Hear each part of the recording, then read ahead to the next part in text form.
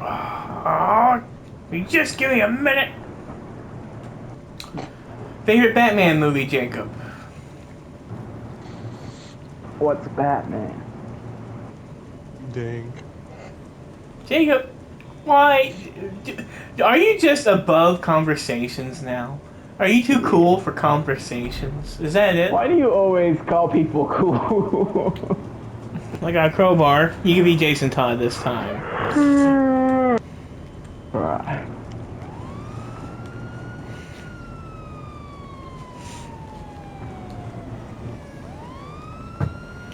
Come here, Jason Todd! Oh, yeah. I don't even know. Nobody likes anything anymore. I don't even know what to do. You know, I just...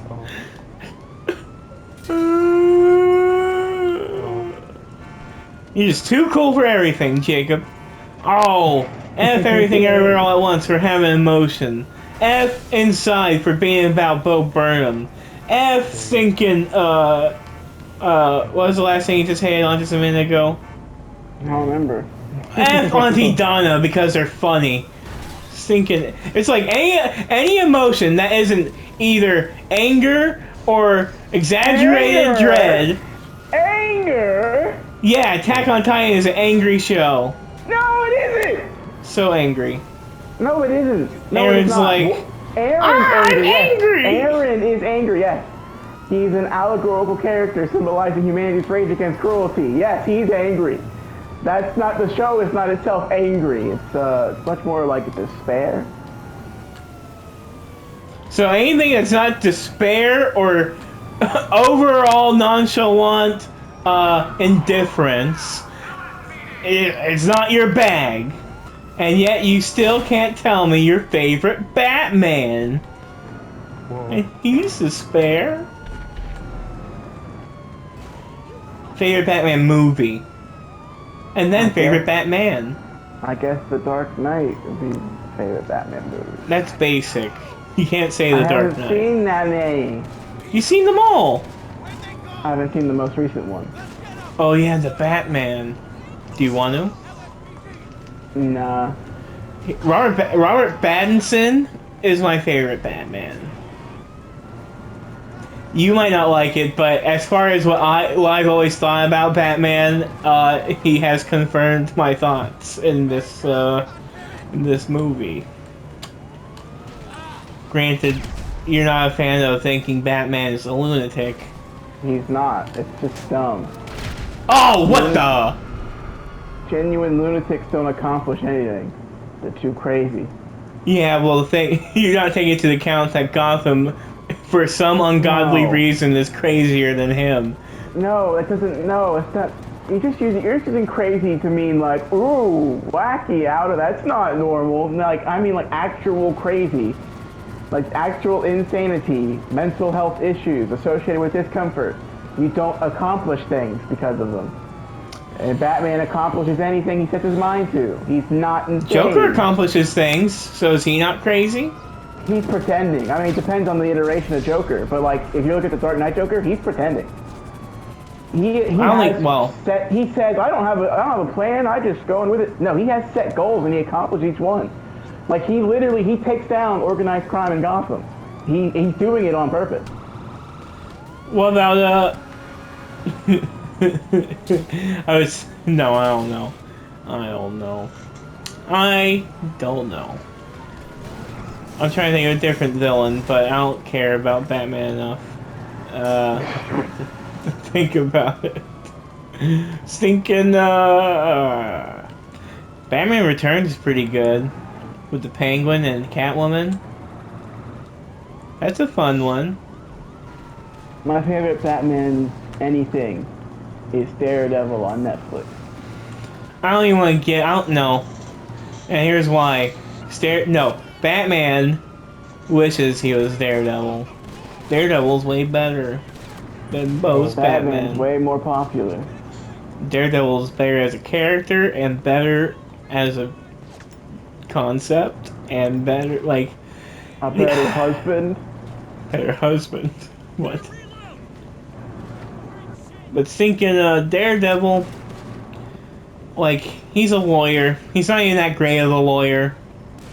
I mean, he could be a better lawyer if he wasn't out daredeviling all the time. He's blind, also, and he also has dead parents, or a dead parent. Whereas thinking Batman, rich, beats up criminals, beats up mentally ill criminals that are obviously way poorer than he is, otherwise he'd probably be in not Gotham. Justice, how can he be better if he can't see it? What? Uh-oh.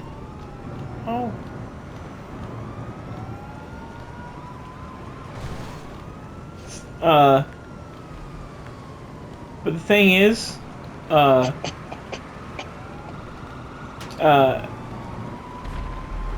like, Batman beats up all those villains, all these criminals, assuming they want to be there. Like, who the heck wants to be in Gotham? What are you talking about? And who wants to spend their days terrifying Gotham? What does it matter what they want?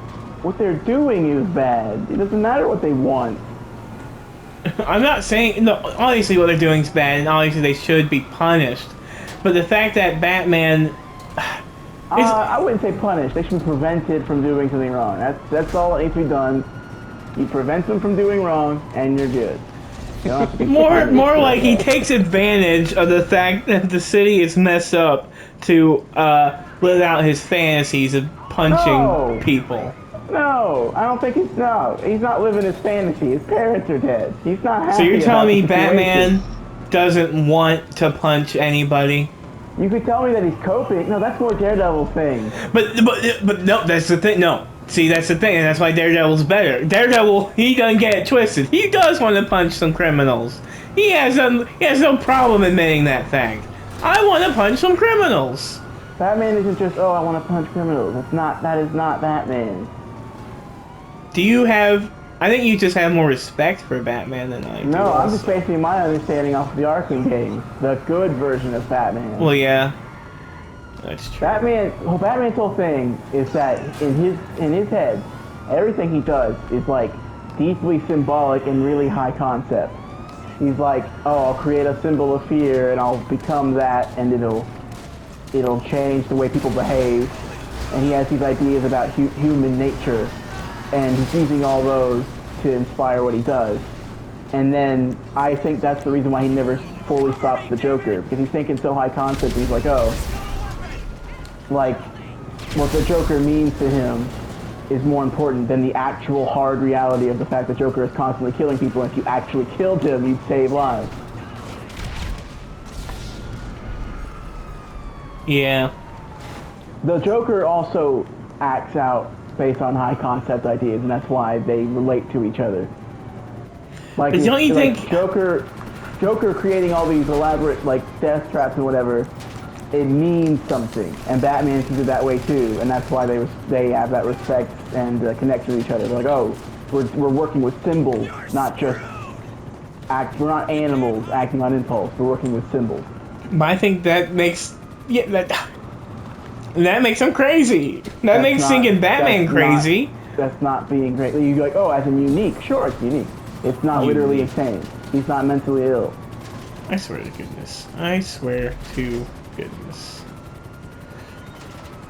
I don't know. I just agree to disagree. It can become problematic if he's just looking at it that way, and that's where I would have a wedge come between Batman and Robin based on that. Robin's like, at the end of the day, I joined you to save people, and you don't stop Joker because that's not your main interest. You think you're doing art, is what you think you're doing. That this all means something, and you don't want to get rid of Joker because he helps you do that art.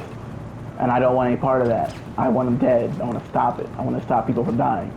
Well, so I don't understand. So I like the idea of Batman and Robin are always after the Joker, and and Robin catches Batman slip up on purpose, just so he barely doesn't catch the Joker. Like, oh well, dang it, we'll just have to try again next time. But Robin then slowly finds out, oh wait, no, you you're never going to catch him because you need him. Because if he's not there, then you can't be, and then what does that make you?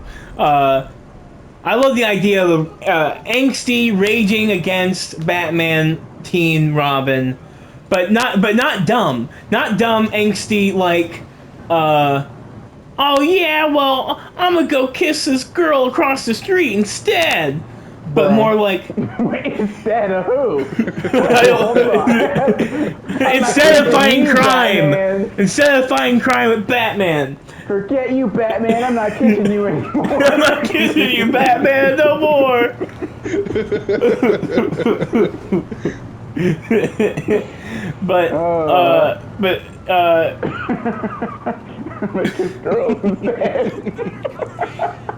but like, but all right. Imagine this though. I already done a little bit when I had the idea of like Robin finds out he's not the first Robin, but what if that was also tied to the Joker? Like, he finds out he's not the first Robin, and he also finds out that Batman has been letting the Joker slide, and he also finds out that that led to the death of the Robin before him. That would be just such a wonderful set of dominoes, and then you're waiting for basically the third act, which is Robin basically being like, why? What is wrong with you? Why would you do this? Why are you doing this? Why would you train me, a child, to be fighting this lunatic that you refuse to kill? But why did you do it to another child before me? And why did you get them killed instead of killing the guy that killed them? So yeah, when Robin confronts Batman about this, he's like pushing him. Batman's like, I don't have to explain myself to you, I'm Batman. But then Robin's like shutting down the Bat computer and like tearing down the Bat cave, and Batman's trying to stop him. He's like, tell me, and Batman's like, and when he finally puts Bruce against the wall to tell him, he's like, one day the Joker is gonna quit. And Robin's like, excuse me, he's what? He's gonna quit. He's gonna get that I'm right and he's wrong, and he'll stop. I don't have to kill him. He will stop when I win, and that's when I'll know I'm done being Batman, and I can stop too. And oh no! Like, well, first of all, stupid. Second of all, it's just wrong. And third, it breaks this illusion in Robin's mind that Bruce was healthy in being Batman. It's like, no, you desperately want to stop being Batman and go back to being Bruce Wayne. This isn't some hero thing. This is your treatment for your problem as Bruce Wayne. The feeling of weakness, and you want to go back, but won't let yourself until the Joker quits, which he'll never do. And that's when he like fully breaks for Batman. It's like, yeah, I'm not doing this anymore. So you think right there Bruce would quit? Bruce. Oh, Robin would leave. Yeah, Robin would leave, and he wouldn't stop being. He'll become Nightwing. Well, yeah, like, exactly. I still want to help people. Exactly. Oh my goodness, that's what. Yeah, that's what I'm saying. Yeah, that's what Batman ultimately tells him. It's like he thinks that once Joker gets Batman's idea and accepts it, he'll stop being the Joker, and that's how Batman will know he finally got the idea across that he. But that's still a delusion. You don't think that's like a delusion? It's basically a delusion. Well, wait, if the Joker is crazy, then it's a delusion. Joker's never going to stop. Joker believes his thing, and he's never going to stop believing it. But if the Joker isn't, like, the craziness is an act he puts out, and he actually is a really intelligent person who understands what Batman's going for, then it is possible that the Joker would one day give up. And this would all be the setup to when. Well, maybe Batman's giving Joker too much credit. And maybe that's. I'd prefer not, obviously, but yes, he could be. And Robin would definitely think that he is. Well, yeah, that's what I'm saying. Robin would at least think he is. Oh man, this is a good little movie. We should write this up. And obviously the big final fight would be Batman first. Oh, and that's the movie. That's the title. Like, we've seen Batman and Robin, but imagine people go out and they see Batman versus Robin. That's a stinking trailer. Imagine. And I would love, like, it's like the first 30 minutes have to be kind of slow. Like, you get to see them out doing a normal thing, and then around the second act, as the second act is going, Robin notices something's up, etc., blah blah blah. And then, yeah, the story ensues. Ah. But yeah, I love that idea. I love the idea of a Batman and Robin who hate each other. What you saying? Wouldn't that technically be wouldn't that be a Red Hood movie? Yes, but it depends on the Robin. Well, Red Hood is the Robin that got killed. Yeah. But if he were to go on to kill people, then it would definitely be Red Hood territory because only Red Hood does that. But if he like maintains that, you know, for his own reasons, if he maintains that he's not supposed to kill people, then he stays in Nightwing territory where he's basically just Batman, but not with Batman anymore. A Robin that, well, yeah, okay, so yeah, basically, yeah. Both Robins come to the term that Batman's way is not their way. Like, they mature, they grow up, they do their crime fighting the way they want to do it. One is the Red Hood, one is Nightwing. I like the idea of a Robin that is confronting Batman. I don't know, that... I almost wish you could have both Robins in one movie, but that's too much. But I do love the, like... like, Red Hood would have more of, like, the strict sense of... I don't know, obligation. And Nightwing would have more of a strict sense of justice. And yeah, I think those would both be, like, Red Hood is like the worst parts of Batman, and Nightwing is the best parts of him, in my opinion. And that's how that works. Red Hood is Batman if he killed people. Nightwing is better. He's not even Batman. He's better than Batman. Because his reasons are better, and he is slightly healthier about it, I would like to think.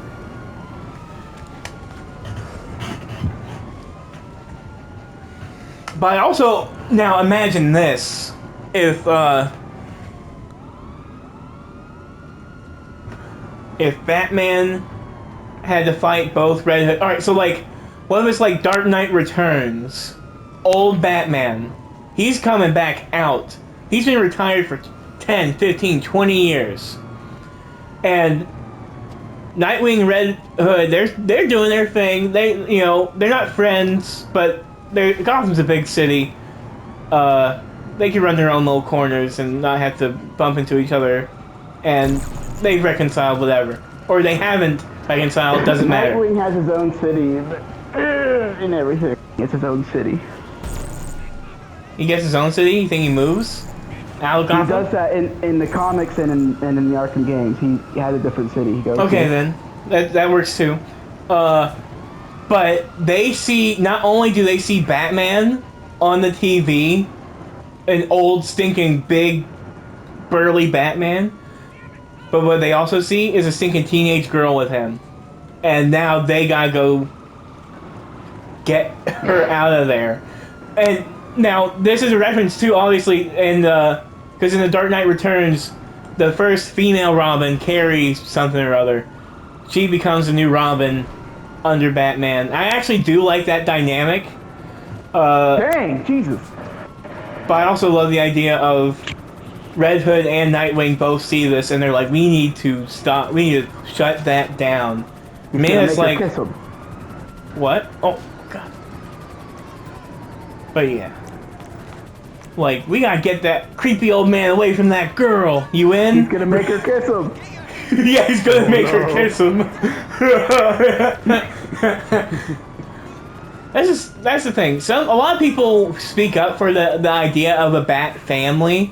I think the Bat family, when you introduce like a Robin and the idea of multiple Robins, and then a Catwoman or a Batwoman or whatever, that's when you get into like, oh, this is like a cult. It's like literally kind of like a cult. And I think that's where you can't make it work unless there is a little bit more friction between the characters.